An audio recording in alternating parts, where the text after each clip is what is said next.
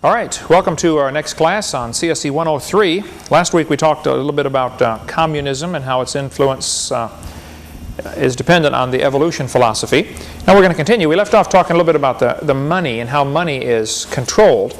And we have, totally unknowingly to most people, we've lost all of our money. We're carrying around paper, and we all think we still have money. And we have been totally, completely robbed and don't even know it. It's absolutely masterful the way they did this by taking away the money and giving us paper. And this was all done, if you missed that, watch the last class, but the Constitution the government's very clear that money is a certain number of grams of gold or silver, real money. Well, we don't get that anymore. We get paper notes. If I said, Steve, I'll buy your truck, I'm going to give you an IOU for $8,000. I give you the IOU and you give me the truck. And you walk around thinking, man, I've got $8,000. No, you have an IOU for $8,000, right? And all of the Federal Reserve notes that we have are IOUs. They are not money. But boy, have we been duped into that one. Okay. Mondex is a corporation that is probably going to be one of the one of the key players in the end times here toward the mark of the beast. Monetary and Dexter, this is what it is. It's a combination of these two words. It's how they chose the name Mondex for their corporation. Webster's Dictionary defines monetary as pertaining to money and Dexter as belonging to or located on the right hand. If someone is ambidextrous, what does that mean? They can use both hands, right? Dexter has relating to the hand. The word ambidextrous means able to use both hands, and Dexter means pertaining to the right hand. So MasterCard has 51% ownership of Mondex. Of course, MasterCard is one of the biggest credit card companies there is. Now think about how the sequence here. You go to the store, you buy something from the store, they scan it over the scanner. It's all done electronically. Then they swipe your MasterCard. A phone call is made. Does this guy really have money? Comes back, yeah, he's fine. Go ahead, accept it. And the store must pay somewhere between 2 and 4% to MasterCard of the purchase. If you buy something for $100, MasterCard makes either $2, $3, or $4, depending on what arrangement they have set up. And they didn't do anything except guarantee that the card was good. And they have pretty high fraud rate, which I'm sure some of their interest, plus the person's going to pay interest on that card.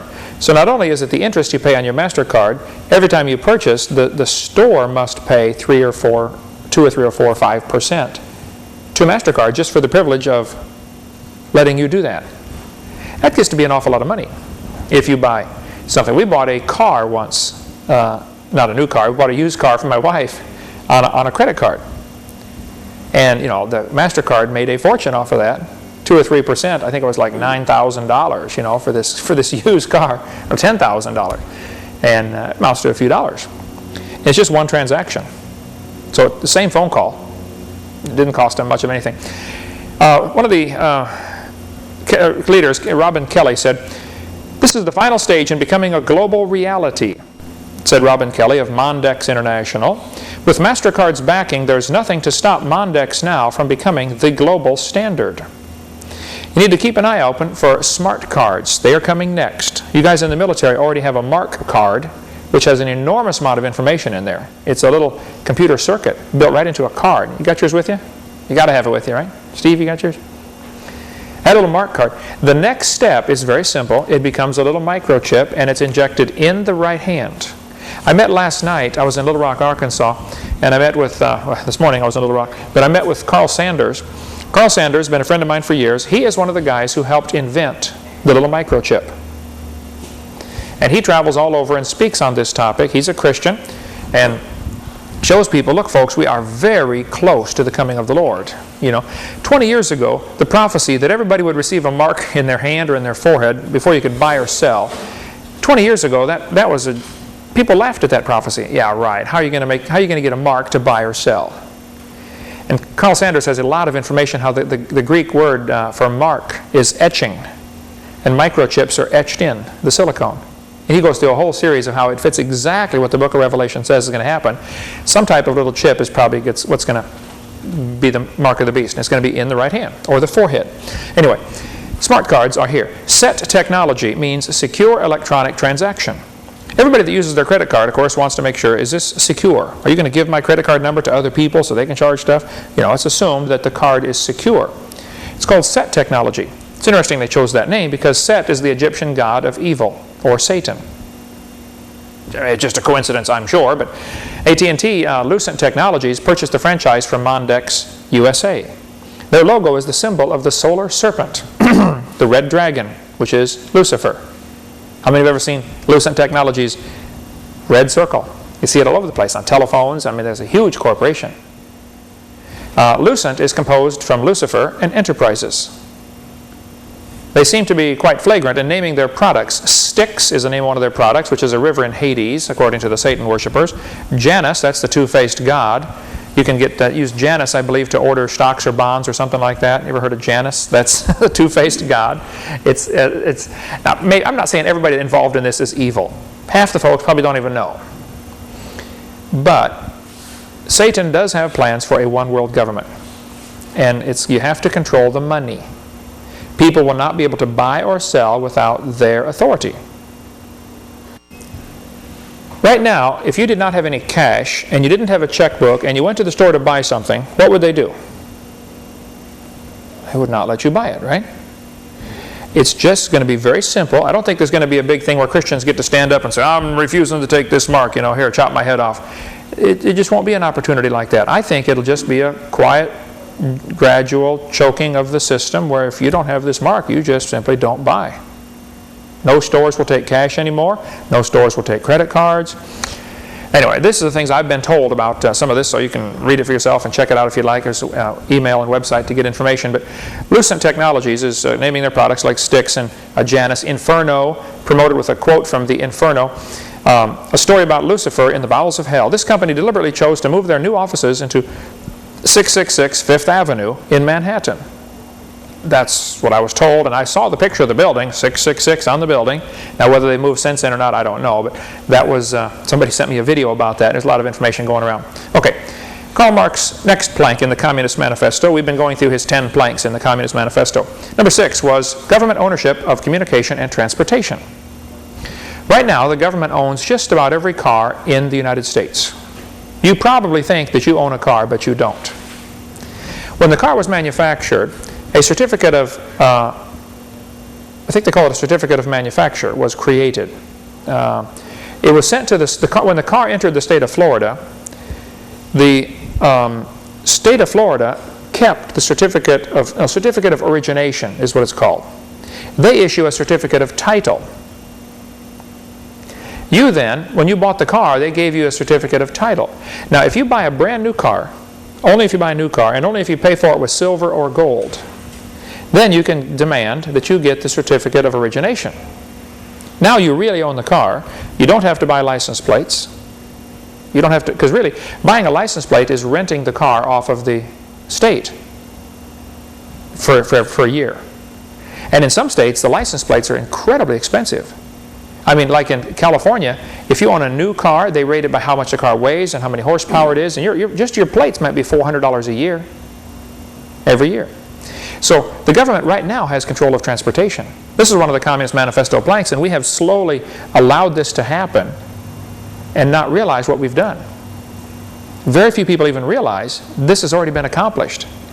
The goal was to accomplish all these things with the least amount of waves, and so the fewest possible people understand what's happening. And it has worked. Government ownership of factories and agriculture. And there's been an enormous amount of work in that. The story is told of, there are so many agricultural agents that are regulating these farmers. The farmers are under so many regulations. They have to get their agent to tell them, what can I plant this year? Is it okay if I plant corn this year, please, please? I'd like to plant corn.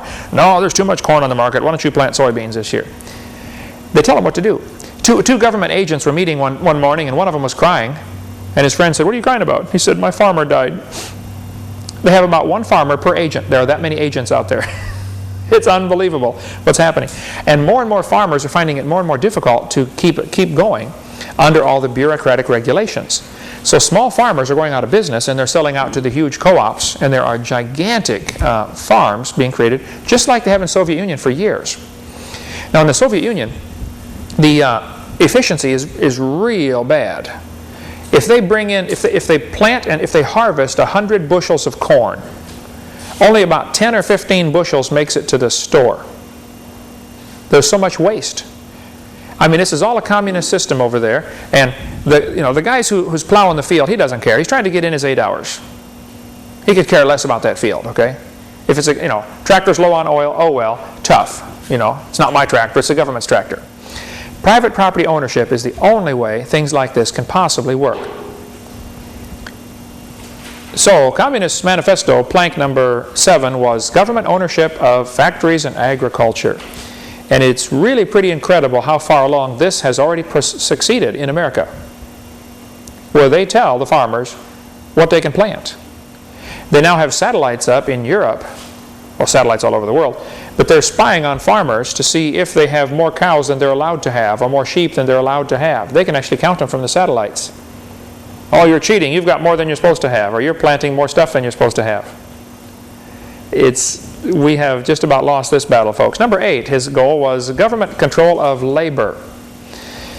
The union movement began. Of course, there was a good cause for the unions, because the factories were cruel and ruthless, and child labor laws and all sorts of things. So there's a real tough call here of who's right and who's wrong. But in general, the union's mentality is, we're going to tell you what you have to pay us. And the Bible mentality, as I understand it, is, if I own this field and I say I'm going to pay you, $6 an hour to come pick my corn, and you don't like it, well then go get a different job. Go plant your own cornfield. If you don't like it, go get your own cornfield. But see, the union's mentality is very different. When I was up at General Motors in the union, it was so frustrating to me, because I was on an assembly line job, we built middle-sized trucks like they use for dump trucks and school buses and that size, the C60, C70 series at General Motors. The truck comes down the assembly line, and we would do our job to the truck, and sometimes the line would break down. There were people who would deliberately break the line down just because they wanted to go take a coffee break. Guys would take some of the cogs and wheels and gears and stuff, and they would toss in a bucket of a coffee can full of nuts and bolts to jam it up, knowing it would take maintenance 2 hours to fix it, just because they wanted to take a break and go get some coffee. After all, it's not their factory. They're getting paid by the hour regardless. So when the line would break down, I would grab a broom and sweep the floor. The union steward came by and chewed me out royal and said, "Don't you ever sweep the floor around here." I said, "Why not? The line's broke. I'm sitting here doing nothing. I don't like to be idle. I want to do something." He said, "By you sweeping that floor, you're taking bread off of somebody else's table. They hire a sweeper to do that." My father-in-law, I was with him yesterday up in Arkansas. My son, Cananda, was just with him this morning and left up there. He was general foreman at Caterpillar Tractor Company. And the stories he can tell would just curl your hair, the stuff they would have to do. They have to hire like 5 people. If they really need 3 people to do a job, they have to hire 5. Because absenteeism is so incredible, because the union knows, the people know, hey, they can't fire me without real red tape going through. One of the guys that swept the floor at General Motors when I worked there up in Truck and Coach, Building 6, his name was Red. We called him Red, big, tall, red-headed fella. He only worked 3 days a week. He would call in sick at least 2 days a week. I mean, for the whole 2 years I was there. I said, "Red, why do you work 3 days a week?" He said, "Well, I just can't quite make it on what they pay me for 2. That's his thinking. Well, okay. You can't help a fellow like that, Okay. But government has got an enormous amount of control over the labor market. Number 9, corporate farms, regional planning. And each of these can be developed. We've got a lot more stuff we want to talk about here, but each of these can be talked about in great detail. And there are people who make the communist advance in America their whole ministry. Folks, we have just about lost the war to communism. And if you think communism is dead, you are really deceived. Then you really have lost out on reality. Number 10, free education. This was one of Karl Marx's planks in his Communist Manifesto. Free education for all children in public schools, and watch this carefully, combination of education with industrial production. Karl Marx said the purpose of education is to make people good workers, good state citizens, so they can be productive for the state. How many have ever heard of outcome-based education? School to work. Goals 2000. There are numerous communist-type programs here in America already in place, already working. Kids go to school, and there's going to be a certificate of mastery where you just, after a few years, they're going to tell you what you're going to become. Well, you're going to become a farmer. They don't say it's because you're pretty stupid. All you can do is plow a field. Not that farmers are stupid. Believe me, you got to be really smart if you own your own farm. You got to know just about everything. But this business of what is the purpose of education? The purpose of education in America originally, 200 years ago, you wanted to teach the kid to read as soon as possible so that he could read God's Word, so that he could know what God wanted him to do, so that he could be a good Christian. If he's a good Christian first, then you don't have much problem. He's going to be a good citizen. And the goal was, though, to raise good Christians, a godly people. And if a constitutional republic like America started off with, and both theoretically still have, is dependent on the people being self-controlled. The reason you have diapers on a kid is because he does not have any internal controls yet. You have to have external controls. And as a person grows, hopefully they would develop internal controls where they don't need the external control. A population that has internal control, that wants God to tell them what to do. Can you imagine if everybody in the world, let's stick everybody in Florida, if everybody in Florida wanted to do what God said, they wanted to do right. God says, whatsoever your hand findeth to do, do it with your might. Go to the ant, thou sluggard, consider her ways and be wise, which having no guide, overseer, or ruler, gathereth her meat in the summer. Nobody tells the ant what to do. Who's the foreman on the job for the ants? They don't have any. But watch them. There's thousands and thousands of them all working. I sat down, next to an ant pile one time with a notepad and just made notes for an hour as I watched things that I noticed about these ants. They're always time stepping on each other. And nobody griped. I mean, if people could only learn to do that, I saw one ant carrying a piece of a bug. He's a little tiny ant dragging this huge old piece of bug. He's pulling like crazy. 5 or 6 more were wandering by without anybody saying a word. All of a sudden, they grabbed on and started pulling with him. Nobody's telling them to do this. Suppose everybody in Florida was a godly person, wanted to do right, did not want to steal. They were honest, and they worked hard. The Protestant work ethic, it's often called. Can you imagine what it would be like living in Florida? You wouldn't need all the rules and regulations, would you? You only need laws. You only need external controls if the people don't have internal control. So one of the goals of communism is to make people wicked, which justifies more external control. Whereas if people are godly, you don't need as much external control. And God, in His wisdom, will generally give a country what they deserve. And I'm afraid America has become so wicked, we're going to get what we deserve, which is probably a totalitarian government. The Bible says, for the transgression of the land, many are the princes thereof. The reason a lot of countries have a lot of bureaucracy is because they're wicked. Basically, they need all these folks telling them what to do. Adolf Hitler said, let me control the textbooks and I will control the state. United Nations sponsored the World Declaration on Education for All in 1990. They called for the nations of the world to adopt a common education system, complete with implementation timetables and recommended curriculum. A world curriculum. Interesting. In our own nation, Goals 2000, School to Work, and the elementary and secondary diapers as profiles of learning, now before Congress, are totally consistent with the one world government recommendations of the 1990 UN Declaration. That's what Alan Quist said, Minnesota House Representatives. John Dunfree in the Humanist magazine said in 1983, the battle for humankind's future must be waged and won in the public school classroom by teachers who correctly perceive their role as proselytizers of a new faith that will replace the rotting corpse of Christianity. There is a real battle going on. And they decided 200 years ago, the place to fight this battle is in the public schools. They figured we would slowly take over the public schools, take over the curriculum, take over the teachers, take over the teachers' colleges.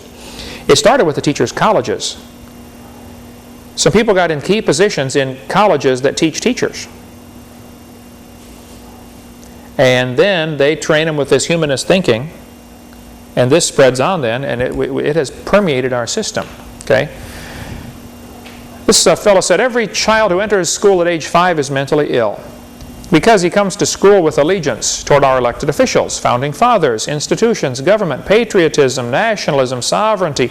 All these prove the child is sick because the well individual is one who has rejected all those things and is what I call the true international child of the future. David Pierce at Harvard University said that. In other words, if you love your country, you're mentally ill. You need help. If you believe in obedience to authority, well, you're sick. You need help, you know. A well child has rejected all these things. He's rejected the founding fathers.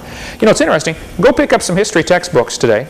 Go to the public school, get some history textbooks, and see how much you see about George Washington, Patrick Henry, some of the founding fathers of our country, and see what they say about them. The Gablers have done enormous research on this. Mel Gabler in Longview, Texas. They'll have books and books on this topic. Sometimes textbooks will have a whole page on Marilyn Monroe or Charles Manson and one sentence on George Washington in a history textbook. And they try to make the founding fathers look bad every way they can. Social science book from HBJ, Harcourt Brace Jovanovich Corporation, said, any child who believes in God is mentally ill. That was used in a textbook. Charles Potter said in the Humanism, A New Religion magazine, 1930, education is the most powerful ally of humanism, and every American public school is a school of humanism. What can the theistic Sunday school, meeting for an hour once a week and teaching only a fraction of the children, do to stem the tide of a 5-day program of humanistic teaching? Here we see, clear back in 1930, they were going to try to use the schools to teach the kids humanism 5 days a week, 6 hours a day. John Patterson said, as a matter of fact, creationism should be discriminated against. No advocate of such propaganda should be trusted to teach science classes or administer science programs anywhere under any circumstances. Moreover, if they are now doing so, they should be dismissed. In other words, fire them if they're a creationist. An Iowa professor said, you should fail any student, no matter what the grade records indicate, if the professor discovers the student is a creationist. Furthermore, if the student's department should have the rights of retracting grades and possibly even degrees if the student becomes a creationist later. Wow, he's real open-minded about the subject, isn't he? Mr. Yefremov, David's dad, David does our video editing here. David's dad came to my house a couple years ago and laid his diploma on my desk. He's from Ukraine. He said, Dr. Hovind, here's my high school diploma. I thought, yeah, you got 5 kids, 2 in college, you know. Why are you handing me your high school diploma? But I didn't say that to him, you know. He said, you don't understand. When I was in Ukraine, my senior year in high school, he said, I had good grades. Here's my grade card. He showed me. Over there, they give them a 1, 2, 3, 4, 5. 4 and 5 is, you know, B's and A's. It was all 4s and 5s. He said, I had good grades. I said, yeah, I see that. He said, but we took a quiz, or test, before we can graduate. And one of the questions on the test was, do you believe in evolution? I said, no. They refused to let me graduate. I spoke last week in 4 different churches in Denver, 4 different Russian churches in Denver, Colorado. And I asked the folks, is it true, and most of them are, you know, first-generation immigrants straight from Ukraine or Russia. They've been here 8 or 10 years, most of them. I said, is it true that in Russia or Soviet Union they would not let you graduate from high school if you didn't believe in evolution? They said, oh yeah, that was common. A bunch of them raised their hand. I couldn't believe it. You don't believe in evolution? Sorry, you can't graduate. I guarantee that same type of discrimination is here in America. Now, it's a little more subtle, but there's an awful lot of people. The guy I did the debate with in Ocean Springs, Mississippi, 2 weeks ago, he and I debated 2 evolutionists. He was a PhD candidate, excellent grades all the way through. They refused to let him get his doctorate because he was a creationist. His doctorate in biology. Kicked him out of the program. I'd have sued him if it was me. I wouldn't have hesitated, okay? That's discrimination. But it happens. And we've got, when we get to question answer session, video number 7 of my series, we'll show you some of the people that I have met who have been discriminated against, or people who I've talked to or heard about, who just because they were creationists lost their jobs, lost their educational opportunities, lost government grant money. It's incredible. The communists learned years ago that they can get a few rich folks like Rockefeller particularly, and some others, to use their grant money as a means to advance the cause of communism. See, they will, it's manipulative. They will say, oh, we're going to do a study on such and such, and here we will grant you $2,000 or $20,000 or $100,000 to study this. as long as it goes along with the evolution thinking. What do you think NASA is doing? How much of the NASA budget goes to try to prove life on other planets? Or how much of government funding goes to prove evolution? What if you suggested that we maybe have a grant to try to prove creation? Or to try to prove the biblical account of the flood? It wouldn't go very far at all, would it? Mr. Yefremov was finally sent his diploma 35 years late, because he did the voiceover on my first edition of my Russian series, sent the tapes over to his home country. The government officials there in his town watched the tapes and says, "Wow, this is one of our boys from our town. That's Eugene on there. Oh, we got a boy from our town, went to America, became a movie star. Send him his diploma." So they sent his diploma 35 years later. This book here, Des Griffin from Oregon, writes prolifically and extremely well-documented stuff on the New World Order. We sell this book. He's got lots of other books. There's his phone number here on the screen. But if you want to get a hold of this one or any of the other stuff, if you want to really get into the study of the New World Order and how money ties in. Remember, the Bible says, love of money, root of all evil. Boy, it sure is too. I've decided, like many others, I love my country, but I fear my government. And I think that's the attitude we need to keep. Okay, the communists also have rules for revolution. Now, my understanding is that this document of the 8 rules for revolution was discovered accidentally in 1919. I don't remember the whole story on this, but a fellow was shot and killed, and a communist was, and on in his pocket was this document, which turns out, I understand, has been verified from several sources, that this is the Communist Rules for Revolution. Now, if you have information on that or find information, please send it to me, because I'll put it at the bottom of the screen, you know, where this was from. But I believe it was 1919, someplace in Germany, where a communist spy or soldier or somebody was shot and killed, and this document was discovered. Regardless of its authenticity, the concept is certainly correct. Here's what they plan to do. Number 1, corrupt the young. Take a look around America, see how things are going. Number 2, break down old moral virtues. Things are now shown on TV that you would have stormed the Capitol 20 years ago. I mean, if somebody, Elvis Presley was not allowed on quite a few TV shows because he shook his hips. I mean, that was just taboo. That was just 40 years ago. We've come a long way, and it's been downhill. All right? Number 3, communist rules of revolution encourage civil disorders and a soft government attitude toward crime. Boy, we got that. Now they've got this 3 strikes and you're out. Well, how about 1 strike and you're out? See, the problem with I don't see, according to Scripture, where we shouldn't even have jails and prisons. We shouldn't even have them. How many people, what does it cost to lock a guy up for a year? You know, it's about $60,000, I think, average, somewhere in there, for each prisoner. The system in the Bible is very simple. If somebody steals something, he pays back 4 times as much. Well, that ought to be a deterrent. Right? And for certain crimes, you're executed. That ought to be a deterrent. Certainly to him, anyway.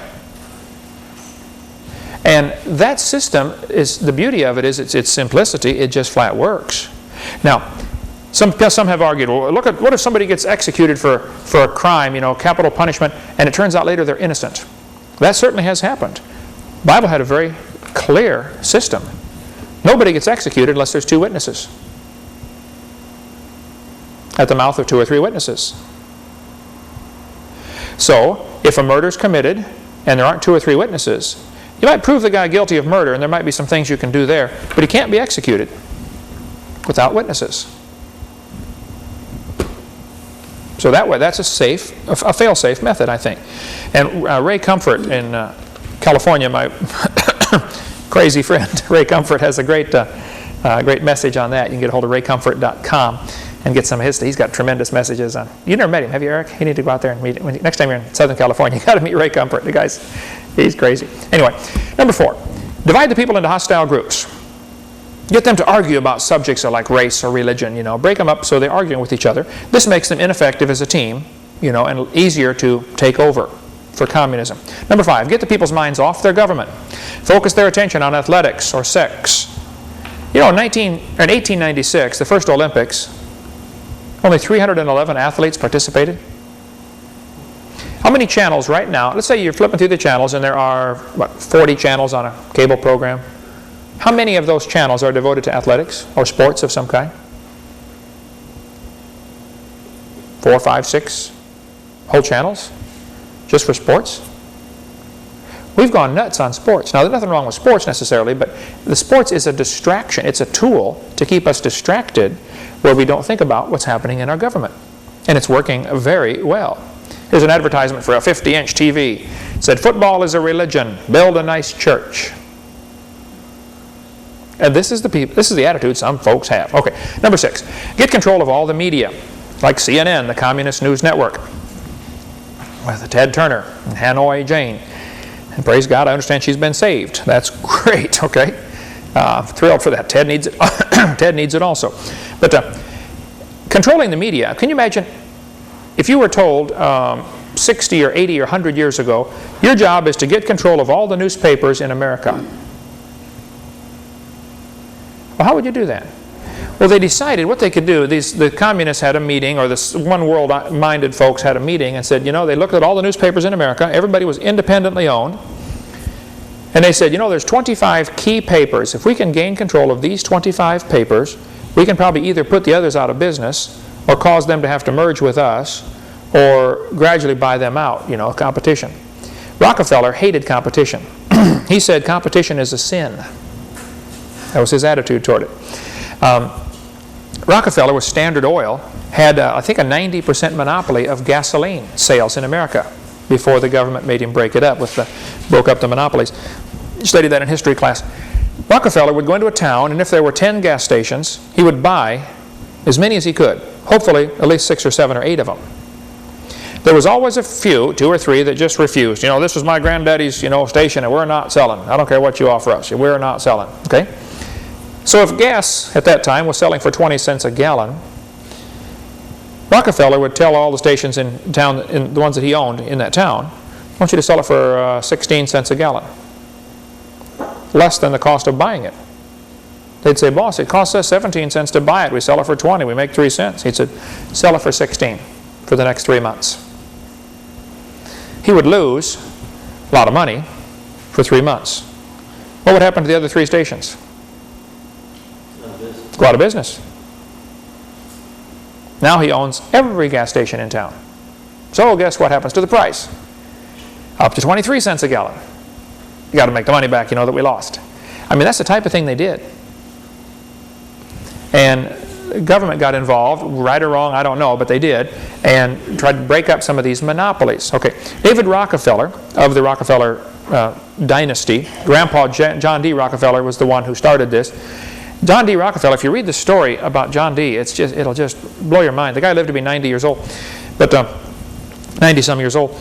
He, absolutely ruthless man in many ways, especially particularly in business. But he started this Rockefeller dynasty by selling oil as medicine. Hey, take a spoonful of this crude oil, you know, drill it out of the ground. Drink a spoonful of oil will make you live longer, you know.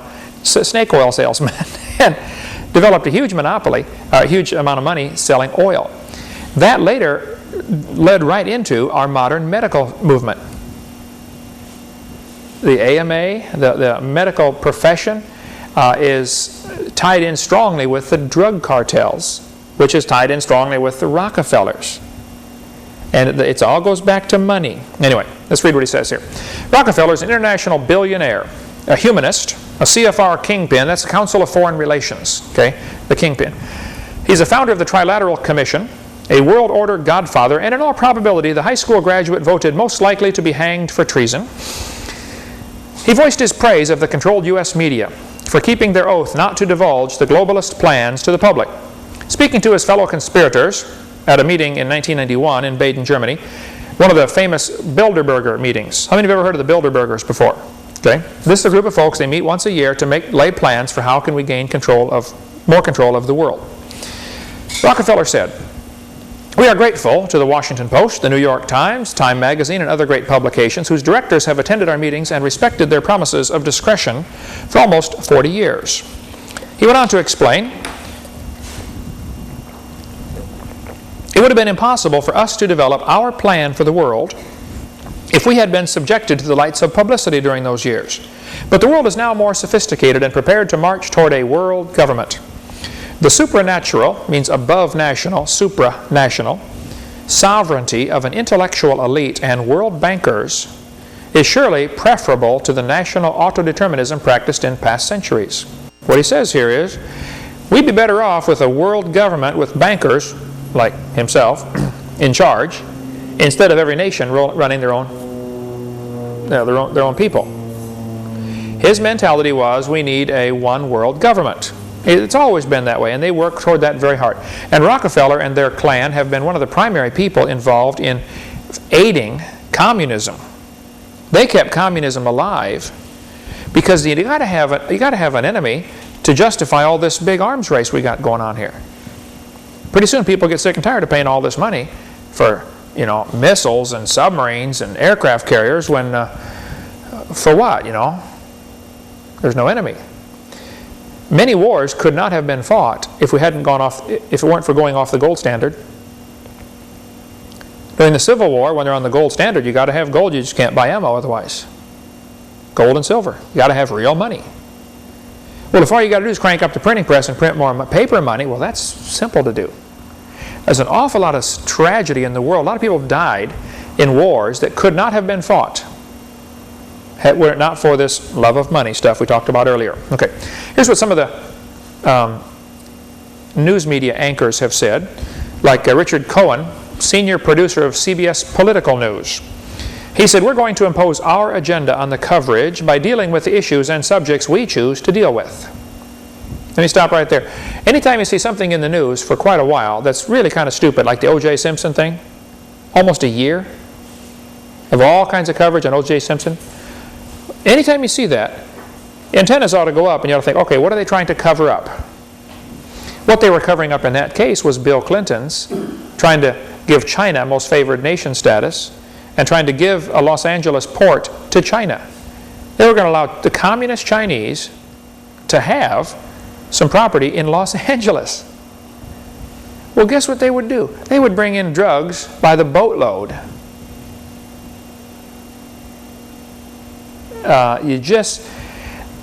So many folks that have whole ministries dealing with what's happening, you know, United Nations, and Chuck Baldwin does a great job on that. You heard me on his program the other day. He said, he can give you lots more information on this. Okay, here's President of CBS News, Richard Salant, former president. He said, our job is to give people not what they want, but what we decide they ought to have. Manage the news for them, just like in the Soviet Union. The New York Times is deliberately pitched to the liberal, that's socialist, point of view. New York Times, certainly a liberal paper. News reporters are certainly liberal and left of center, Walter Cronkite said. He should know, he's one of them. Barbara Walters said, the news media in general are liberals, socialists. Number 7, rules for revolution, destroy people's faith in their leaders. Wasn't hard to do here for the last 10 years, was it? Joseph Stalin is attributed, this is attributed to him. I can't prove that he said this, but many people say that's right. Okay. He said, those who cast the votes decide nothing. Those who count the votes decide everything. A man spoke here in Pensacola at the Shoney's Inn out Highway 10, Interstate 10, you know, and by Shoney's restaurant. He spoke several years ago on voter fraud. I went out to hear him speak.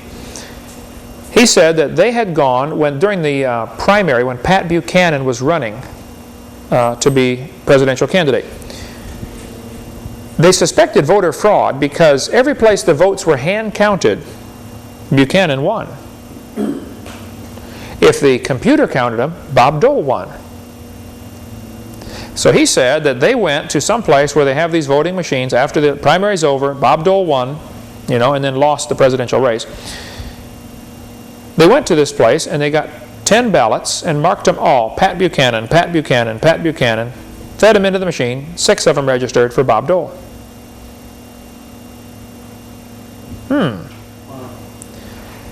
Now, somebody who has no morals, like Bill Clinton, they're not above this. Figure out some way to get into the voting system and control it. And all the people think, well, I voted for the right guy. Yeah, but your vote didn't do anything. So really, all you need is a few people in key places who can control who's counting the votes or how they're counted. Or better yet, what if you just got to the people in Mexico that create the voting software that counts the votes? That the computer's going to count it? Well, computers, garbage in, garbage out.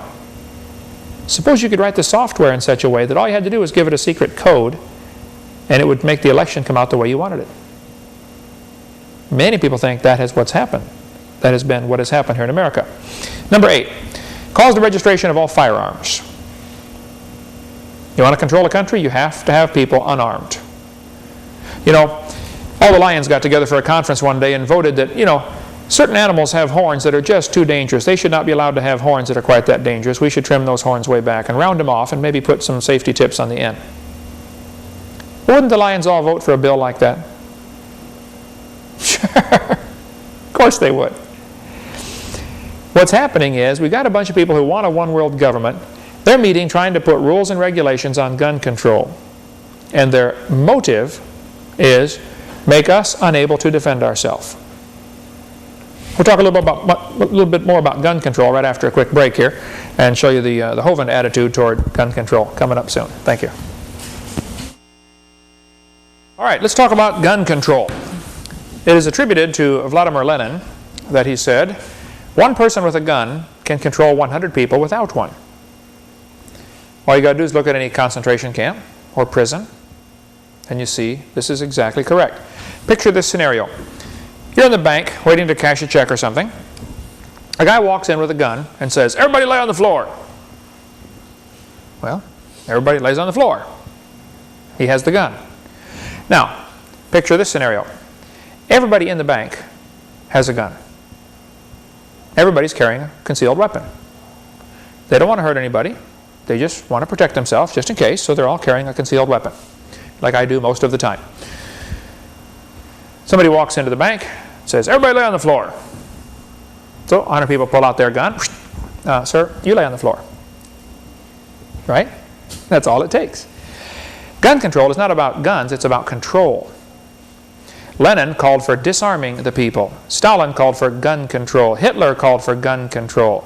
See, gun control goes back to the basic idea of, I have power over you. I have the gun, you don't. You do what I say. I am in control, which goes back to Satan's basic idea of, hey, ye shall be as gods. And whoever has the power, has the control, they feel like they are God in that situation. And the American government has done a wonderful job of getting bigger and better weapons, and we can certainly control during wartime. We dominate. And you guys are in the military, and I think our military system is wonderful. It's great. But what if the wrong people get in charge of it? Then we're going to dominate who? Who gets dominated? Us. Yeah. It's going to be used on us. There's a website about this, members.localnet.com /BobG/IFA6 if you want to get more information on that. Don Boys, a good friend of mine, was a member of Indiana House Representatives, lives in Ringgold, Georgia, near Chattanooga, Tennessee. He travels and speaks on creation, and really, really smart fella. He said gun control is not about guns, but it's about control. He said you might be a liberal if you don't trust honest Americans with automatic weapons, but you do trust the federal government with them. He said you might be a liberal if you think guns are the cause of crime, but you don't think matches are the cause of arson. Think about that. You might be a liberal if you think the death penalty is government-sanctioned killing, but you don't think a prison sentence is government-sanctioned kidnapping. That is a good one. You guy's a thinker. I love the way he thinks. I say, wow, why didn't I think of that? A Second Amendment to the Constitution was very clear. A well-regulated militia being necessary to the security of a free state. The right of the people to keep and bear arms shall not be infringed. So if Congress passes a law that bans people from owning machine guns, that law is null and void. It is a violation of the Second Amendment. A law is null and void from the moment it is passed if it violates the Constitution. So you don't have to wait until it's proven unconstitutional. It's unconstitutional right away. You cannot violate the Constitution. So no matter what laws they pass, it doesn't matter, because the Constitution takes precedence over all of this. The purpose of the Second Amendment was not so we can go duck hunting. It's so we can protect ourselves from our own government if need be. I saw the videotape of a lady testifying before Congress. They were debating about gun control. She sat there in front of all these guys, these senators who wanted gun control, and she said, I was in the restaurant in Texas when the man came in shooting people. Was that Luby's restaurant? Yeah. She said, I was in there with my mom and dad. They were having their 40th anniversary. Dad had taken mom out for 40th anniversary dinner. The guy came in, began shooting people, shot my father in the head. He was laying there dying, and my mom was holding him in her hands, and the guy's still going around shooting people. And I said, Mom, he's not looking. Let's get out of here. And we had a chance to escape. So I grabbed Mom, pulled on her, and said, let's go, Mom. And she said, I ran out the door. I turned around and realized Mom hadn't come with me. The gunman went over, shot my mom point blank in the head and killed her. She said, I'm not mad at the guns. She said, and you guys are debating on gun control. Please do not vote for any gun control. We don't need gun control. We need criminal control. She said, we need guns in America. The purpose of the Second Amendment was so that we can protect ourselves from you guys. And she pointed right to them. I thought, yay, somebody finally figured out why we have the Second Amendment. The purpose of the Second Amendment is the last defense if the government goes bad. The Founding Fathers were sharp. They had just come out under the rule of King George. And the only way to keep government in line is for government to fear the people. See, if the people fear their government, you now have tyranny. If the government fears the people, you can have freedom. The government ought to be afraid to pass laws and afraid to do things that are unconstitutional, because there's too many patriots out there that love their country and love their freedom. Many animals that eat grass have big horns. What do you need horns for when you're eating grass? Does that help him eat the grass? No. All he wants to do is eat the grass, right? But the lion keeps jumping on his back. He doesn't have the horns to help him eat the grass. He has the horns to keep the lion off his back so that he can just eat the grass. We've always had guns around our house, lots of them, and they're always loaded. I didn't tell my kids, pretend like it's loaded. It was loaded. It is. An unloaded gun is just a club. And when I pick it up, if I got to shoot it, I want to be ready to shoot it. I don't want to say, hold on, sir, I got to find my bullets. Like Barney, where's my bullet? Man, they're in it. They're ready to fire. Pick it up, flip the safety off, and hit the trigger, and go. And there's guns everywhere. And my kids have grown up with that, and they started shooting when they were 3 years old. I wanted them to be good shots. They knew real well, don't touch that gun or Daddy is going to spank you, and you won't forget that one for a long time. I tell you when you can touch the gun, okay? I don't want to shoot anybody. Honestly, I don't. Never have. Hope I never have to. I have guns because there are some people that want to come, hurt my family. I just want to protect my family, that's all. I'm like the bull. I don't want to hurt anybody. I just want to eat the grass, but if you jump on my back, you're going to get it. Period. I think that's the right and godly attitude. As I understand Scripture, there are two kinds of wars, basically.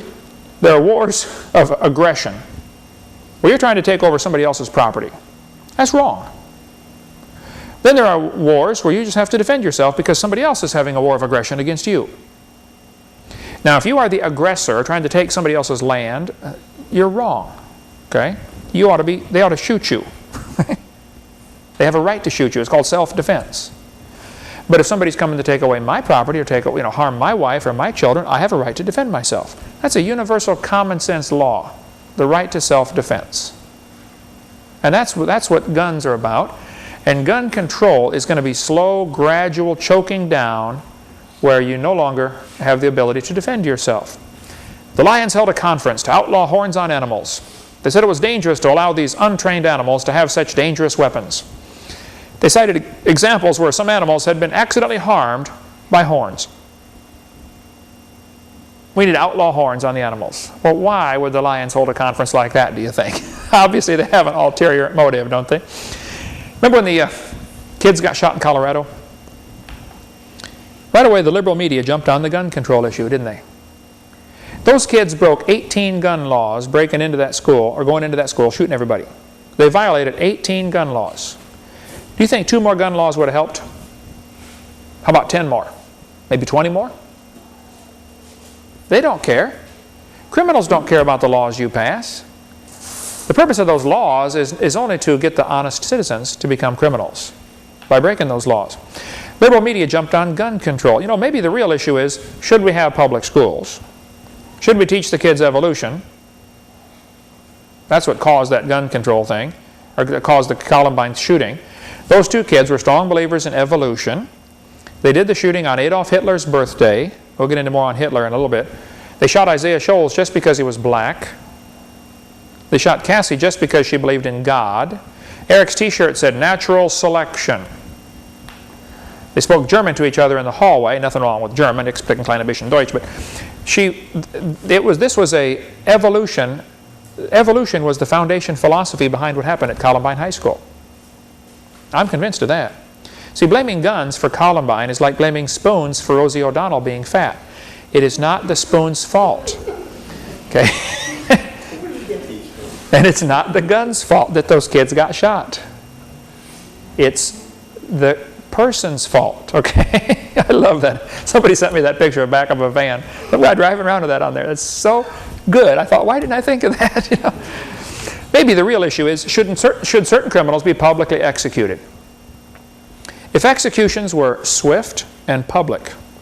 In the Bible, it's a pretty neat system. The offended person gets to be involved. You throw the first stone.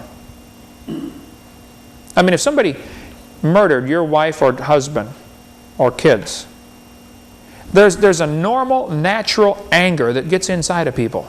That's normal. I'm angry. Look what they did to me. And the proper godly response, the release of that, God knows, He made people. He knows what we're built like. He did the whole thing, okay? It gives a relief, a release of this tension when you can see that person who did that harm to your family executed. Should you choose to be involved in it? I want to flip the switch. Okay. I want to throw the first stone. This gets the anger out. Maybe you saw the movie Forrest Gump, you know, where the lady at the end of the movie, she's throwing rocks at that house, you know, that her dad molested her in. And old Forrest said, sometimes there just aren't enough rocks, you know. There's just something in people that they just want to get closure. And this causes closure. How many people right now tonight, they were harmed, or someone in their family was harmed, the person who harmed them is sitting in jail. That person tonight is a nervous wreck, thinking that person in jail might escape. Right? How many women have been raped? The guy who raped them is in prison, scheduled for release today. I sat yesterday and had dinner with 3 Arkansas representatives, and they were talking about, you know, this. They're talking about, one of the guys introduced a law to make rape a capital offense where you get executed. Execute people for rape. And one of the other congressmen says, well, that didn't take away their life. He said, yeah, it did. That did take away their life. Think about it. Yes, it does. Okay, maybe we should think about, should all law-abiding citizens be required to carry guns to protect themselves?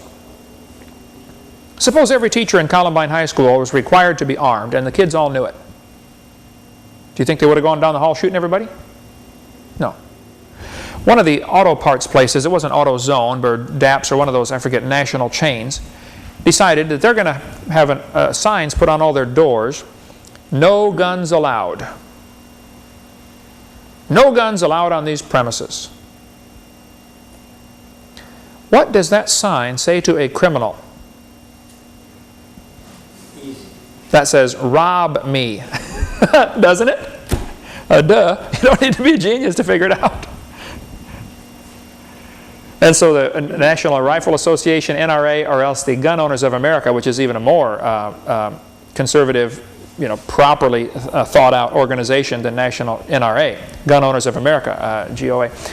I'm not a member of either group. I love what they do. I'm just not a member of any groups except my church. That's all I got time for. But they wrote to them and said, we're going to tell all of our people not to buy at your store. Gun owners are people, they aren't the ones committing the crimes. They're the ones wanting to defend themselves. They just want to eat the grass. They just have the horns just in case, That's all. Hitler is reported to have said, now I've taken some criticism over this quote because some people say, I searched Hitler's writings and couldn't find this. I cannot prove that he said this, okay? I've tried desperately to find the evidence of this. I've had some people tell me, oh yes, it's absolutely true, Hitler said that. Other people said, well, it hasn't been proven yet. Whether the quote is legitimate or not, I don't know. The philosophy certainly is, okay? It is reported that Hitler said in 1935, this year will go down in history. For the first time, a civilized nation had full gun registration. Our streets will be safer, our police more efficient, boy were they, and the world will follow our lead into the future. 1935. Janet Reno said, gun registration is not enough. She said, waiting periods are only a step. Registration is only a step. The prohibition of private firearms is the goal. Howard Metzenbaum, former senator from Ohio, said, what good does it do to ban some guns? All guns should be banned. Little Howard gets robbed a few times. He'll change his tune, right? Sarah Brady, you've heard of the Brady Bill? Sarah Brady said, our task of creating a totally socialist America can only succeed when those who would resist have been totally disarmed. You have to disarm your enemy. What's the first thing you do in war? You conquer somebody, you beat them, everybody surrenders. Take away their guns. Desert Storm. Thousands of Iraqis surrendered. Did they let them keep their weapons? No. You got a couple of Marines with machine guns can guard a couple of thousand Iraqis that are unarmed. Right? Bill Clinton, former President of the United States of America, people say, oh, why did you misspell it on there? Oh, no, it's not misspelled. He's a communist through and through. Okay, Clinton's philosophy is certainly communistic. Hillary's worse. Clinton said, and we should, then every community in the country could start doing major weapons sweeps and then destroying the weapons, not selling them. The idea is to destroy the weapons. Australia had gun control. In the first 12 months after Australian gun owners surrendered their guns, this was a couple years ago, they surrendered 640,000 personal firearms. They were destroyed. Cost the government $500 million to destroy the guns in Australia. Homicides nationwide went up 3.2%. after gun control. Assaults are up 8%. Armed robberies are up 44%. Well, I thought they took away the guns. How can you have armed robberies? Well, duh. You think the criminals are going to surrender their guns? Are you dumb in any other area? In the state of Victoria, homicides with firearms went up 300%. Figures over the previous 25 years show a steady decrease in armed robbery with firearms. There's been a dramatic increase in break-ins and assaults of the elderly since they banned the guns. What's the average criminal thinking? Let's see, nobody has guns anymore. Everybody's an easy target, right? In 1911, Turkey established gun control. For the next 6 years, 1.5 million Armenians, unable to defend themselves, were rounded up and exterminated, killed. 1929, Soviet Union established gun control. Over the next 30 years, 20 million dissidents, unable to defend themselves, were rounded up and exterminated. 20 million people. Do you know how many that is? Jews are prohibited from carrying firearms and ammunition according to a Nazi gun control decree in 1938. Germany established gun control in 1938. They had gun registration first. Now gun control. They decide who gets them. 1939 to 1945, 13 million Jews and others were unable to defend themselves and were rounded up and exterminated. Brian works in our ministry. He can give you lots of details on what happened here, but when the Warsaw Ghetto decided, they're killing us, let's go fight them. They only had like 5 guns. Most of the Jews had never touched a gun, had no idea how to use one. Only a few people even knew how to use them. They put up a horrendous fight against the Nazis, I mean, in an extremely lousy situation. They're going to get killed anyway. Go down fighting. Okay? China established gun control in 1935, and for the next few years, 20 million political dissidents unable to defend themselves were rounded up and exterminated. Guatemala established gun control in 1964. Over the next 16 years, 100,000 Mayan Indians unable to defend themselves were rounded up and exterminated. Uganda established gun control in 1970. For the next 8 years, 300,000 Christians unable to defend themselves were rounded up and exterminated. Cambodia established gun control in 1956. 1975 to 77, 1 million educated people unable to defend themselves were rounded up and exterminated. Defenseless people rounded up and exterminated in the 20th century because of gun control, 56 million. Next time someone talks in favor of gun control, ask them, who do you want to round up and exterminate? With guns, we are citizens. Without guns, we are subjects. Our founding fathers were sharp. They said, look, you have to allow people to defend themselves. There are many people in our government who have a communist philosophy, whether they know it or not. They might not even know it. But they do have a communist philosophy which leads right to this idea, you know, we really ought to take away everybody's guns. Only the UN should have guns because we can trust them. Oh, yeah, right. Okay. The plan is very simple. The communists have used this for years. You create a crisis, and then you bring in your solution. Hitler blew up the government building, the Reichstag. He blew it up himself, or had his people blow it up. And then he said, wow, look at this, terrorists, that means we need more gun control. Everything that happened at Waco and at Oklahoma City was all part of the same thing. It was purposely done to cause people to panic and give up their rights and establish more gun control. Long stories can be told about that, okay? Communist definition of peace is simply the absence of resistance. When everybody quits fighting, then we have peace. Surrender your guns and we'll be fine. Karl Marx, the father of communism, wanted to dedicate his book to Charles Darwin. He sent a copy of his book, Das Kapital, to Charles Darwin, and on the front page he wrote, dedicated to Charles Darwin from a sincere admirer, Karl Marx, 1873.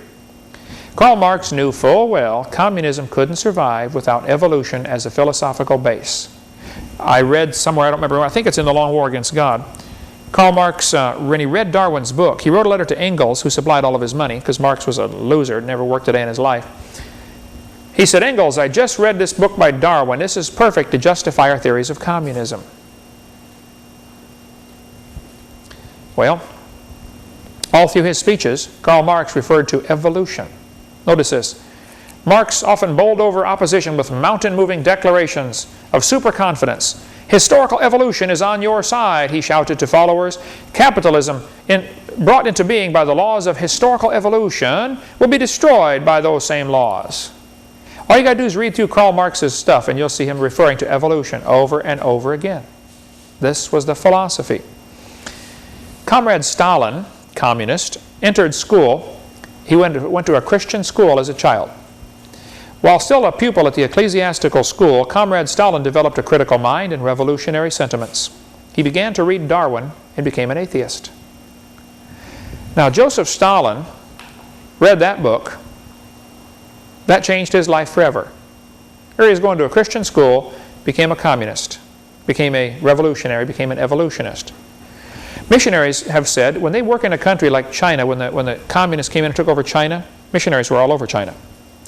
They reported the first thing the communists came in to the villages and did was start teaching the kids evolution. They didn't teach them communism, taught them evolution first.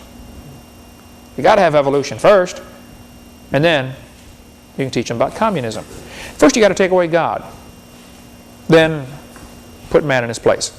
Joseph Stalin killed between 60 and 100 million of his own people. You ought to read any of the books by Alexander Solzhenitsyn. I read the book Gulag Archipelago, Gulag. Gulag Archipelago. It's like 900 and some pages.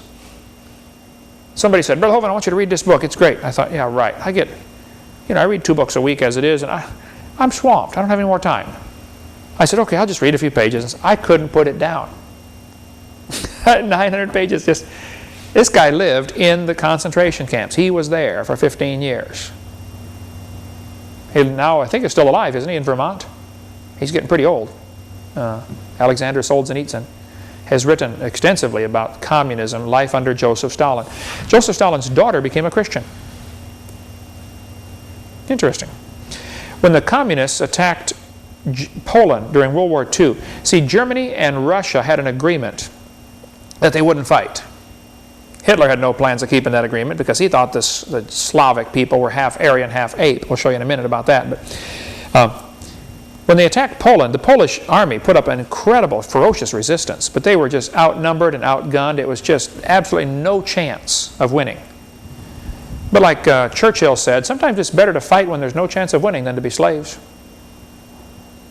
It's better to see it coming a few years ahead of time, you know. But hey, if it's too late, go down with the fight, okay? Suppose every Jew that was being captured to take off to the concentration camps had put up a fight and killed one Nazi or tried to kill one Nazi. Just suppose, you know, maybe the outcome would have been a little different. They ended up slaughtering these Polish people, and they captured thousands and thousands of prisoners. They had 14,700 prisoners at one place, the officers in the Polish army. They said to Stalin, what should we do with them? We got all these 14,700 Polish officers. He said, execute them. They're Poles. They're inferior species. The Russians finally admitted this in 1993, but they did it clear back in 1942 or 41, 42. They took all these prisoners, Polish officers, put hoods over their heads, tied their hands behind their back, and then jerked them up as hard as they could and wrapped the rope around the hood. So the harder you pull down, the more you choke yourself. Took them out to the woods, Katyn Forest, and shot them in the back of the head. 14,700 officers. You say, oh, that's terrible. What about the Geneva Convention? The Geneva Convention says you can't do that. You've got to treat your prisoners a certain way. Well, duh. If you're a communist, there's no God. What motivation would you have to keep your word on a convention? If a lion makes a treaty with a lamb, should the lamb get excited? Hey, Mr. Lion, you promised you wouldn't hurt me. I got this piece of paper right here. Well, wait till the lion gets hungry and see how much that paper does. Okay? And here we got these idiots in our government making treaties with the communists, you know, SALT treaties and, you know, strategic arms limitation talks and stuff like that. Absolutely dumb. People have said, well, the communists, you know, they're hurting over there. The economy's bad. You know, we got to support their economy. Okay, well, let's buy their tanks and their battleships at 10 cents on the dollar. You got paid $40 million for that? We'll give you $4 million. Well, forget it, it's worth $40 million. Well, that's okay. When you get hungry, come see us. You can't eat that tank, you know. Pol Pot, dictator in Cambodia, executed 1/3 of his entire population. The movie Killing Fields is about this. It's a bad movie, but it truly depicts what happened. People were killed just because they wore glasses. Because he figured, oh, you wear glasses? You must know how to read. You're educated. That's what communism did to Cambodia. The guy that works at Camera America, a year ago, and I was in there one time. He may not still work there. I said, hey, he just had a slight accent. I said, where are you from? He said, Cambodia. I said, really? How'd you get to America? He said, I barely escaped. He said, everybody in my family was killed. Lost my mother, my father, my brothers, my sisters, my aunts, my uncles, my grandparents. I'm the only survivor. Here in Pensacola, working at Camera America.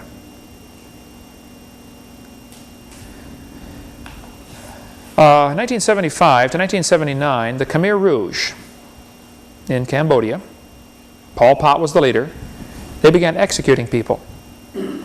Anybody that opposed him in any way. By the way, Pol Pot is still on the loose, last I heard. Still setting landmines and bombs all over the area, blowing up kids as they walk through the woods. Killed 1/3 of the entire population. It's in the Guinness Book of World Records under genocide. Mass genocide. The communists took over China in 1949 with American help, by the way. The capitalists helped the communists take over China. Long story behind that. They began executing Christians because Christians don't fit in well with New World Order type governments. They killed 15,000 a month. 60 million Chinese were killed by their own government. And if there's a takeover in America, you'll see the same type of slaughter here of American citizens by the American government. And there's all sorts of people who have been doing research on this, about the concentration camps that are already being built, and the plans already being laid at the Amtrak station in Indianapolis, where they remodeled that to be a transportation hub to bring the people in when they don't go along with the system. We'll cover more on that next week. We'll take up more about communism and how it ties in with Nazism and Adolf Hitler and his book Mein Kampf. You want to read something interesting, you ought to read Hitler's book, what he wrote about his philosophy of life. We'll see how that affected things starting next week. Communism, evolution, Nazism, it all ties together, folks. It's all rejecting God. See you next week.